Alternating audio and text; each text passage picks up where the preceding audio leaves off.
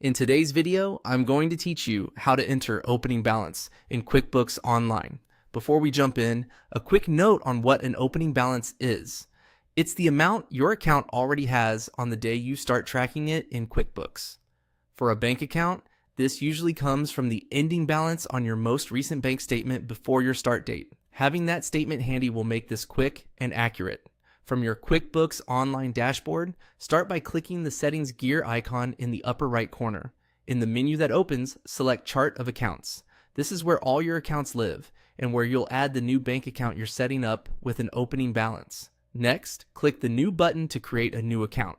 In the Account Name field, type a clear, recognizable name so you and your team know exactly what this account is. Consistent naming helps keep reports tidy and avoids confusion later. Now choose the correct account type. Click the Account Type drop-down and select Bank. This tells QuickBooks how to treat the account on your balance sheet and in cash flow. Then move to the Detail type and choose Checking.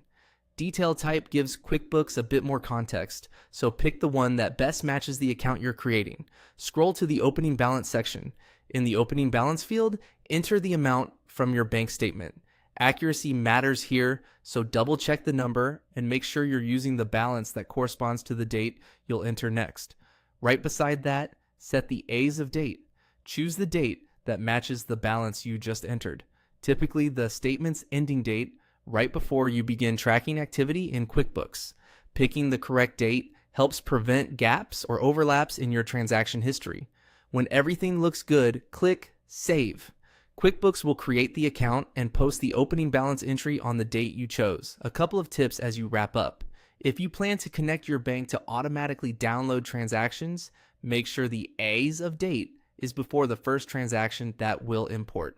That helps avoid duplicate or out of balance issues. Also, if you're migrating from another system, align your opening balance and date with your prior records so reports tie out cleanly.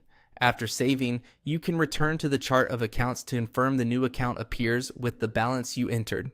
If something looks off, you can edit the account details and adjust the date or amount as needed. And that's it. You've successfully entered an opening balance in QuickBooks Online.